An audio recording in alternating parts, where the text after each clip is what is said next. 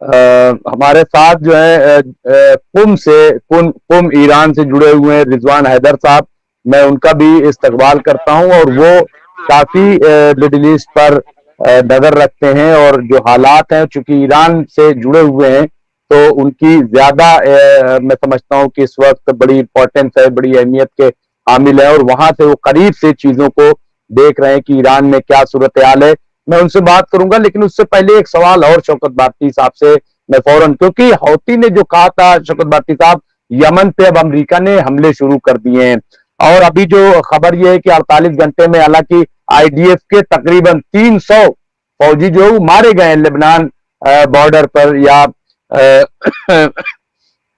Lebanon front पर, तो ये खबर भी आ रही। लेकिन मैं आपसे सिर्फ ये जानना चाहता हूं कि जो हौती ने कहा था कि हम जो सप्लाई लाइन है इंटरनेट की वो हम काट देंगे और उसके बाद जो है दुनिया फिर देखेगी, क्या ऐसे अगर ऐसे हालात पैदा होते हैं तो क्या ये मुमकिन है, क्या ऐसा ये हो सकता है, क्या ये स्टेप उठाया जा सकता है?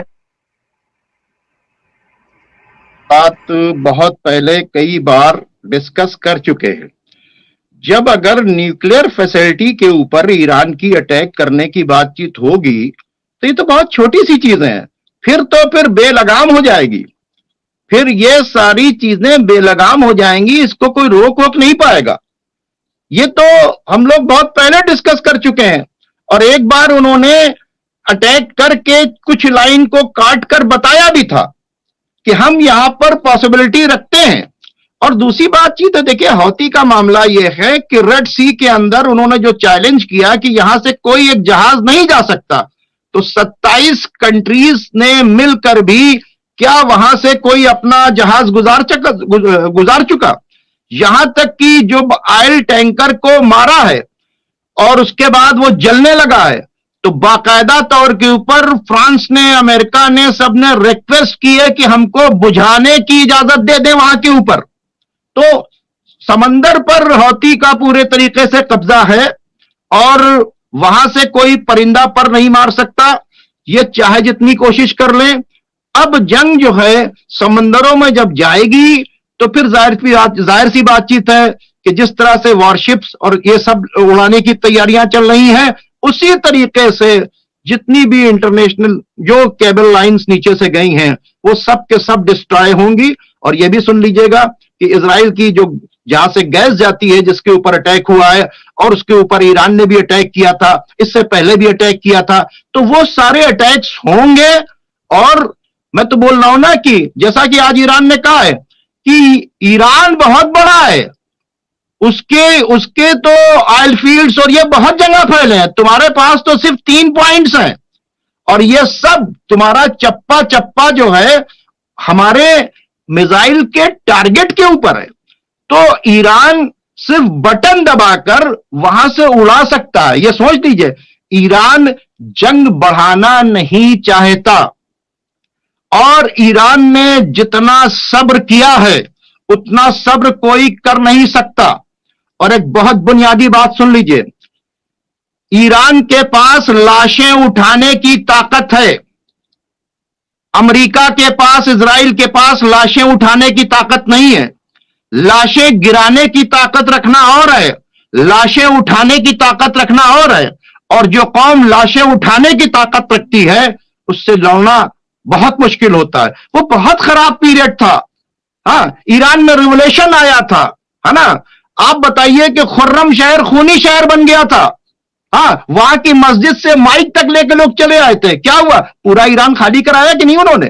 तो आप देखें ईरान इराक वार के ऊपर जो लोग इन तमाम चीजों को सामने रखकर एनालिसिस कर रहे हैं, देखिए सबसे बड़ी बातचीत है कि इंसानी जानों को बेवजह लेना यह बहुत बड़ा गुनाह है।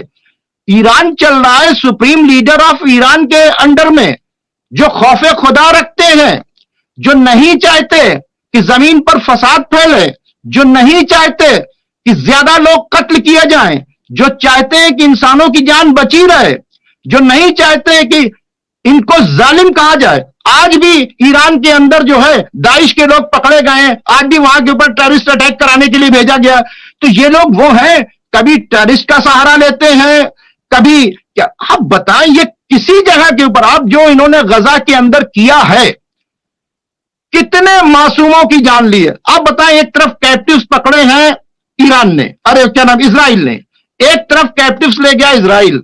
जब इजराइल कैप्टिव्स को छोड़ता है तो बोरियों में लाशें लाके डालता है, और जब फिलिस्तीनी कैप्टिव्स को छोड़ते हैं तो वो प्रेस के अंदर जाकर बयान देते हैं कि हमारे साथ किसी फिलिस्तीनी ने जुल्म नहीं किया।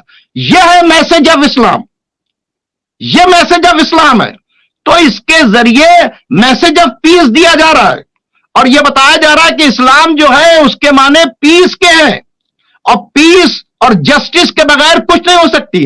जस्टिस आज इंटरनेशनल लेवल पर नहीं किया गया, ना इंटरनेशनल क्रिमिनल कोर्ट ने किया, ना ह्यूमन राइट्स ने किया, ना यूनाइटेड नेशन ने किया। सब देख रहे हैं कि फिलिस्तीन के ऊपर जुल्म के पहाड़ तोड़े गए, और इतने बड़े बड़े कंट्रीज किसी ने साथ नहीं दिया। वो अपने आप को इस्लाम के ठेकेदार कहने वाले इस्लामिक जो क्या नाम है कंट्रीज के लोग थे, वो सब अमेरिका को आज भी उनकी सप्लाई लाइन जा रही है, आज भी उनकी एम्बेसीज खुली हुई हैं, आज भी उनका ट्रेड बरकरार है, आज भी उनकी एयर स्ट्रिप यूज हो रही है। उन्होंने बताया कि भाई इस्लाम जो है वो जियो और जीने दो की बातचीत करता है, इस्लाम मजलूमों की हिफाजत करने की बातचीत करता है, इस्लाम जालिम ताकतों के आगे झुकने की बात नहीं कर, इस्लाम जुल्म करने से भी रोकता है, इस्लाम बेवजह फसाद करने के लिए जंग फैलाने से भी रोकता है। तो ईरान हत्तल इम्कान ये कोशिश करेगा कि किसी तरीके से ये जंग न बढ़े ताकि इंसानी जाने न जाए, लेकिन जब जंग छेड़ दी जाएगी तो फिर वो पीछे नहीं हटेगा। फिर ये दुनिया देखेगी कि फिर ये आखिरी यानी आर पार तक जंग जाएगी। मैं दुनिया आपके चैनल के जरिए दुनिया के तमाम लोगों से कह रहा हूं कि इस जंग को रोको, खुदा के लिए रोको। इसके असरात सिर्फ वहां के लोग नहीं मारे जाएंगे, दुनिया के तमाम लोगों को प्रॉब्लम आएगी, परेशानी आएगी, हम आपको सबको परेशानी आएगी। वैसे ही महंगाई आसमान छू रही है, वैसे ही बेरोजगारी आसमान छू रही है।